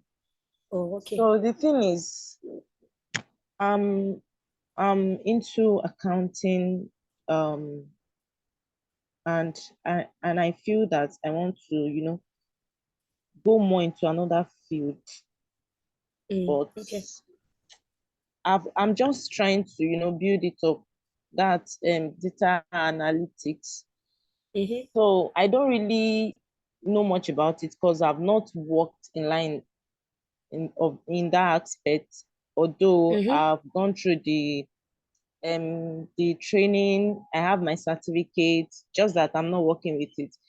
On my LinkedIn, are you saying if I want to, let me say I want to be working as an accountant and I also want to work as a data analyst, does that mean that, because you were saying something earlier that some people go about posting about tax today, data analytics tomorrow and all that.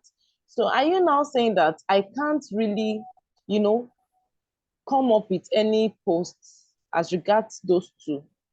Okay, so the next question Or do you feel that I should just drop it Like, should I No. just drop the Let other one me and focus on my accounting, or okay, no. Let me ask you a question. okay, that's The it. next job you want to get, let me ask you a question. The next job you want to get, what's the role you want to get? Do you want to get a next job as a data analyst, or you want to get a next job as an accountant? If you leave your current role today, what's the next job you As want an to get? accountant. You want to get a job as an accountant. As an accountant for now, yes. So for it now. so it means that you should that means you need to attract people that would need your service as an accountant. If you leave accountant, which is where you want to grow your career path, and you're talking about data analysis, right? Nobody will come to you with accounting jobs or accounting offers because they'll think you are more about it, you are more into data analysis, right? And you see them sending you offers that relate to data analysis, Okay. not accounting. So I mean, those are the things I talk about. Okay. You need to first of all understand that your career path, what in the next 5 years, what do you want to do? You have so many. So the thing is, I'm also doing a course on data analysis, right? But I don't want to be a data analyst. I want to get that knowledge so that I can incorporate it into my accounting. I'm a financial analyst, right? I want to be better. I want to be better at it. And I feel like the knowledge I will get from being a data analyst, like taking that data analytics course, is going to help me improve on being a Can financial actually analyst. help out. Yeah. Exactly. So Okay. I take a lot of courses, right? Not because I want to deviate to that part. I take a lot of tech courses, not because I want to deviate to that part, but because I see myself, I want to be an accountant in the fintech space. And beyond being an accountant, one of the things you need to excel is having business acumen. I really want to know what goes on in the tech space. So I take tech courses to help me, not because I want to be a software, I want to be a coder, or I want to do this. You understand? So you need to sit down, ask yourself those questions. This data analysis course I'm taking, is it because I want to become a data analyst in my next job? Am I trying to get a next job as a data analyst, or because I want to get that knowledge so I can improve my chances of getting a job as an accountant? So those are the questions that you need to ask yourself. I hope I was able to answer your question. So that means I have to channel that aspect to my financial aspect, right? Exactly. So when you're talking about data analysis, you're probably talking about how it relates to accounting. There's an element of data analysis in every industry, in every career path. So you, as an accountant, you are analyzing data, right? So the knowledge you've gotten from the general broad data analysis, you bring it home to your financial accounting that you're doing. I mean, you analyze the balance sheet, you analyze the statement of financial position. It's not balance sheet, right? So you analyze that, you analyze the income statement. The knowledge that you've gotten from there would help you. You might get a job. I mean, you might get a job as an accountant, and the reason why they took you is because you have these data analysis skills. Because they might want an accountant that yes, because they might want an accountant that has knowledge with dealing with a lot of data. I worked with an FMCG one time, and I feel like one of the reasons why they would have taken, one of the reasons why they took me was because I had like a bit of data analysis skills, because I was working with a lot of data. Do you know what? FMCG, I was doing their taxes, their indirect taxes, but it was a lot. So if you're somebody that you have to clean data, extract, if you're someone that does not have knowledge about this, how to manage data, they might not really consider you for the role. Now, what you need, what you need for the role is tax knowledge, but that data analysis will give you an edge. So those are things you need to consider. I think I've over-answered the question. Yeah. Yes. Thank you. Yeah, you're welcome. Okay. So somebody said the video. All right. For someone with no experience yet relating, Adedayo Adebisi, please, can you go? Hi, Adedayo. I know you can hear me. Yeah. I can hear you. Okay. Yeah. Okay. You have the floor. Yeah, I actually don't have any question per se. I just want to, just add a little bit to all that you said. I don't know if I can go ahead. Oh, sure. Why not? You're the boss now. Please, you have the floor. So, I think another mistake people try to make is trying to copy what others are doing, in the sense of, for instance, now, if maybe, Perpetua is doing well, she's always posting about tax, and she's getting followers, can I also start posting in that line? So when you do that, you might not really get what you need. Like, be sure of what you want. Exactly. Do what exactly that you want. Don't do it because somebody is doing it and is doing well in it. I could remember when I was starting in the early phase of my career, most of my friends were going into real estate, and I was like, is this not pressure like this? Like I was really, really confused as to I will not go to real estate like this. Wow. Down inside of me, I knew that was not my calling. Even though my friends are going into real estate, they are making money, they are making sales, and they are cashing out big time, it does not mean I should now go into that just because they are going into it. Exactly. So the point here is that don't say because the speaker is doing well in this line, let me go and copy her and be doing what because she's doing well in it. You might not do well in it when you do that. So just try and focus on what you want for yourself. Know what you really have interest in. Don't copy people. So I mean, with that, if you put passion into it, it would, I mean, you'll get it. Yeah, thank you so much. Thank you so much. Thank you so much, Dayo. The boss has spoken. I said it earlier, don't copy people. Don't copy people. Do what you really want to do, because in the long run, it will tell. Thank you so much, Dayo. I don't know if this is Oyinda that said they have a question. Everybody's just Oyinda on this call. Apologies, oh. Is that you? Okay. No, it's not me. It's not me. I'm the one, so please. the issue was okay. As person unmuted themselves. Like Yes. Okay, that's fine. So you can introduce yourself. Yes, my name is Famile Fagbamingwe. Okay. I have a question to ask because currently I'm working as an accountant and also a procurement officer in one of the FMCG company in Lagos State, Fire Gin Energy Drink. But I want to shift from FMCG to fintech. But the thing is this, I do not know how to do it. So I'm thinking if I should just put up something on LinkedIn, like saying maybe I'm open for fintech accountants. Is that okay? Or maybe there's another way to do it? Okay, so I was somebody that moved from FMCG to fintech. And before I moved from FMCG to fintech, I will not even lie to you, I got like 3 or 4 offers from different fintech companies. And there were strategies that I used. It's not by putting up, I am open to, do you know people have I am open to fintech role on LinkedIn? It's beyond that. Now, I cannot share this secret with you on this call. Please reach out to me because I'll charge you to share it with you. Or if you join my challenge, it's one of the things that you will get. But truth be told, if I tell you these things that I did and you do it the way I said you should do it, I can assure you, I can beat my chest, right, that you get results. Okay, no problem. I've sent you a message on LinkedIn, on WhatsApp already. All right, that's fine. Thank you. Okay, let me just add this last thing. I think it skipped my mind. Another thing that you should know is that when you're starting out on LinkedIn, right, you need to make sure that you're not doing it for the applause. You're not doing it for the likes or the comments. That's the easiest way to get frustrated on LinkedIn. For some very funny reason. I know to like a comment, right, or to like a post or to comment on a post, it's actually free.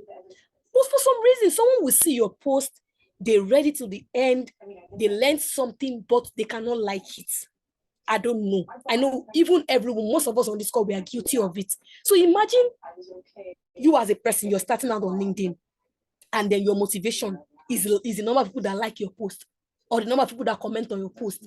If you will just do that for 2 weeks and you will just give up. So when you're starting on LinkedIn, make sure that you set your priorities right. That's what I always say in my content creation challenge. If nobody likes your post, my dear, tomorrow you still post again. Next tomorrow you still post again. And you know the funny thing is, I used to work in an FMCG, right? It's a multinational, and then we had expatriates in our company, right? So when I started posting on LinkedIn, I used to get maybe 2 likes. Okay, maybe not 2 likes. Let me not like share.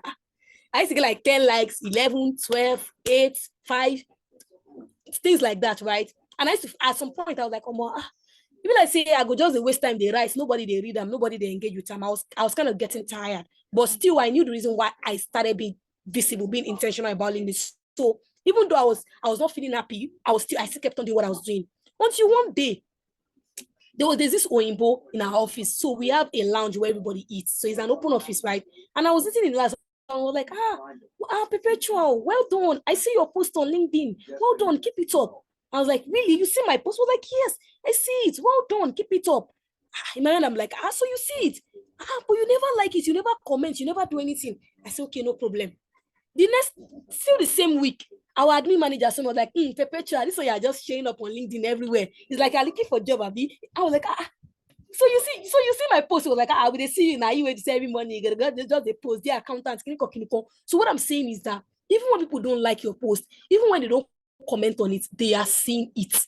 Well, that's if you've done the strategy networking, and that's another part. But still, whether they are liking your post or not liking your post, the measure of whether you're doing well on LinkedIn should not be based on the number of likes and number of comments that you get. I know that we are humans and they want to get this. Sometimes we like to get this instant gratification for whatever we're doing. We want to get the likes. We feel happy when people engage with our post. Especially when you put in so much effort to come up with a post, you feel very happy when people engage with it. But what I'm saying is, even when they do not engage with it, see, if I make a post today and nobody likes it, tomorrow people will see me on LinkedIn. Next tomorrow people will see people. There's no way you want to push me to. Where will I go to? Hey, you are stuck with me for life. I will always show up on LinkedIn because beyond the likes and the comments, I actually know the reason why I am showing up on LinkedIn. It's beyond the likes and the comments. So that's the same thing for anybody that is looking out to start out on LinkedIn. I mean, everybody should start out on LinkedIn, start creating content on LinkedIn. The early days of your content creation, go and ask Onida, go and ask Dayo, go and ask people that are doing very, very well. They will tell you the days of 0 likes and the days of 0 comments. But they are here today because they persevered, right? They kept on pushing. They were not discouraged by that. So thank you very much. Just keep this at the end, at the back of your mind, whether you get likes, whether you don't get likes, make sure that you constantly show up. And then don't show up today. And then the next time you show up is 1 month's time. Just don't bother at all. You're just wasting your time. You'll not get any results. Make sure that you show up consistently. Thank you. There's somebody raising their hand. Please, we start. You can unmute your mic and say something. Hi, good evening. Good evening. Thank you for the lectures. So my question is, please, what advice can you give to someone who doesn't have like an experience, like a practical experience in this accounting field and has not been opportune to work in line, like in a finance establishment, but really wish to, but I know most of the job, the jobs vacancies, they always require maybe 3 years experience and all of that. So what advice can you give to someone like that? Thank you. Okay. So what I would say is, first of all, between yourself and God, do you know your onions? Are you actually good at what you do? That's the truth. I mean, when the lights are off, when it's just you in your room, can you beat yourself and say that I am very, very good at this thing? That's the number one thing. At the end of the day, you realize that sometimes it's not really about the experience. The reason why companies ask for 5 years or 3 years experience is because they expect that when you have this number of experience, you know certain things. But if I am able to tell you that I don't have this experience, but don't play, I know what I'm doing, people will make exemptions for you. So like I always say, I have like 4 years experience. All of the jobs that I've taken by God's grace, is not by my power, Sha. Let me not start making mouths, by God's grace, Sha. All of the jobs that I've taken, that I've done so far, always require 5 years plus experience. But each time they interview me and they hear how I talk and the things that I know, they make exemptions for me. So that's what I'm saying. First of all, go back, sit down and do your homework. Be very, very good at this thing. When they mistakenly interview you and interview someone that have 5 years experience, make sure that your knowledge is at par. I know the good thing is that these days, you don't even need to work in a place to have knowledge. A lot of practical accounting school that you can go to. The other day, Oyidamola organized a tax training. There are a lot of tax training you could go to. There are a lot of accounting practical courses you could take that gives you like knowledge of what is practical in the industry, right? Then number 2, so okay, now I've answered the first part of know exactly what you're doing, so that if you even get that interview. Then number 2 is on LinkedIn, let's even start about what you know. We know you don't have experience, right? But the things you've learned in school, come and be talking to us every day about it, that this financial reporting, this is how it's applicable here, this is how it can be used here, this is this. Talking about the things that you know. First of all, let us even hear it, let us see you. When people understand that, see, the thing is, the bedrock for everything you do as an accountant is the theory, right? You need the theory. You need the knowledge of your IAS, of your IFRS, you need your tax laws, you need everything to excel in practice.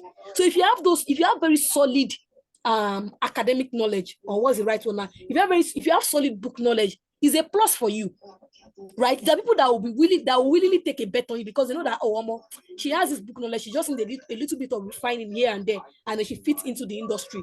So first of all, go and tighten that your book knowledge, and come and be talking to us about it every single time. the book knowledge that you have. Talk to us about it. Let people notice you. When they notice you, there are a lot of entry roles that like, this guy is very good. She just need a lot of coaching here and there, and they will take you. A lot of companies would willingly take a bet on you so far they've seen something unique in you. They've seen that you know this particular thing. So yeah, that's what I will have to say. Go and tighten up your academic, your book knowledge. That's the first step. Then number 2, come and be showing up and be telling us that thing that you know, that book knowledge is the only book knowledge you have. I'll be, yes, no problem. Come and be talking to us about it. Then by the time you strategically network, the right people will see you. And even though you have just book knowledge, they will reach out to you. They will take a bet on you. So that's what I would say. I don't know if that answers your question. All right, it does. Thanks a lot. Thank you. And someone else raising their hand, or is it my eyes? I think, is anybody raising their hand? Yeah, somebody is, but if the person is not answering on time, there are some questions in the chat room. So let me quickly run through it so that we can be done by marks, maybe 7:10. So there's a question here for undergraduate. Do you think, okay, you've addressed that one. Then for somebody with no experience, okay, you've addressed that one. Then, okay, how do one, okay, I think I can move to this question. How do one know what to write on LinkedIn, especially when one is not a good writer? Is the use of AI beneficial? So we have 2 questions more after this one as well. Okay, so let me say something about the use of AI. You know, the truth is, you cannot give what you do not have. Let me start with that. You cannot give what you do not have. When you come on LinkedIn and you come and make a post about VAT, be expecting that people come and ask you a question about VAT. They'll come and ask you a question about things that confuse them in VAT. So if you use AI, is very good, but it does not cover up for something that you don't know. So you cannot have, what's the right one? You cannot have not done your homework and run to AI. So you don't have the residual knowledge. You can tell AI, write a VAT copy for me, write a VAT post for me. AI will write that VAT post for you, and then you post it on LinkedIn. People will engage you and they will ask you a question. By the time they ask you a question, that is where Gobe will first of all start, because you don't have the answer, because you don't know that thing. You don't even know it. You went to go and do AI, right? Number 2 is, if people, because of that your post, think that you're an expert and they engage you, is error, because you don't have anything upstairs. So AI is good, but you need to be guided in your use of AI. As you are using AI, make sure that you actually have something upstairs. Make sure that you actually know that particular thing you are posting. Number 2 is, there's one misconception that a lot of people have. There's nothing like a good or a bad writer. Everybody can be a writer. Leave it or take it. The reason why you're thinking that you're not a good writer is because you want to write like Oyindamola. You want to write like that. You want to write like Perpetua.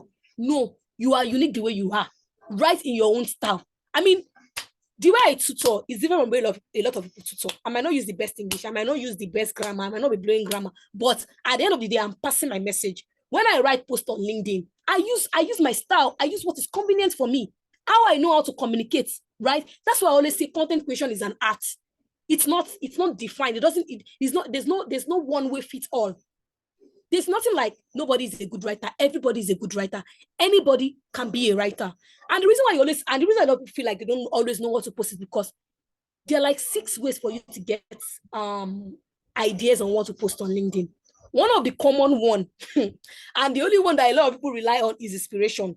And that is why sometimes you feel like you don't know what to post, because if you are relying on just inspiration to be getting post, it will run dry. There are days you will not get inspiration, and days you don't get inspiration, there's nothing to post. So there are other ways, other methods where you can consistently get ideas on what to post on LinkedIn.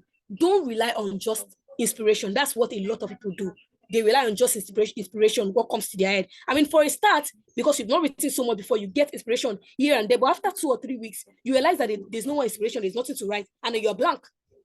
You understand? So yeah, there are other ways that, I mean, people that if you engage a content creator that show up on LinkedIn every single time, they will tell you that it's not just inspiration they use to come up with ideas. There are like 6 proven methods that I teach my content students on how to always get ideas on LinkedIn. That's why you see me. I always have something to post on LinkedIn. It's not inspiration. Maybe when I started, it was inspiration, but for me to be consistent back to back for like 6 months plus, that's why I go to get inspiration when it's not like I'm smoking. So yeah, it's not inspiration. So like I said, anybody can be a good writer. Anybody can be a writer. You are thinking you're not a good writer because you feel like you're comparing your writing skills to the other person. And then you cannot be good at something if you don't practice. Perfection happens on the job, not you keeping quiet and sitting down saying, well, I'm not good, I cannot do it. You're not going to get better at it. Is show up the way you are. On the job, as you go, you become better. If you go and check my content I created, the first content I created, you laugh because it's not the same standard what I'm creating right now. And I'm still becoming better. My content in 2 years' time would definitely be far better than what I'm creating today. I don't know if I answered the question because I've spoken about so many things, but I hope that in all of the plenty things that I said, I was able to answer the question that you asked. Did I answer your question, please? Yes, thank you, Perpetua. I'm seeing some questions in the chat room that are not really relating to our class, but I think I'll just ask everything together because I think this person is the same question. Okay. So this person is asking that, please, how does one gain this experience firsthand? Does internship give one an edge or practical insight in the field of accounting? Then also this is almost the same question. This is another person asking again that, please, what advice will you give to a fresh economics graduate and AAT holder who is seeking internship in accounting or auditing firm for his PPA? Please, is there any recommendation I can get to run my service? I don't think this is for this class. Oh. Okay. Well, I think what I would just say is, what advice would, first of all, internship, does it give you an edge? Yes, it does, because there are a lot of things you will learn from what's it called, from an internship, right? There are some basic things that you would learn just from getting it, whether a free or a paid internship, there are a lot of things that you learn, right? Then the advice on how to get internship, what was the next question? Damola, please take it, please. Damola, please take the second question.